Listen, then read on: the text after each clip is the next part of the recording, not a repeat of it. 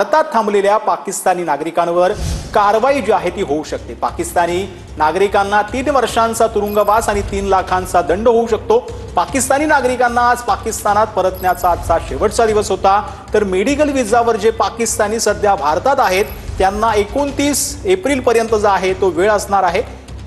परंतु जे पाकिस्तानी नागरिक इतर व्हिसावर होते जर ते भारतातून परतले नसतील तर त्यांना 3 लाखांचा दंड आणि 3 वर्षांचा तुरुंगवास जो आहे तो होऊ शकतो। अटारी बॉर्डरवरून 531 लोक पाकिस्तानमध्ये गेले, 843 लोक भारतामध्ये आले। 24 एप्रिलला 28 जण पाकिस्तानमध्ये गेले तर 105 जण भारतामध्ये परतले।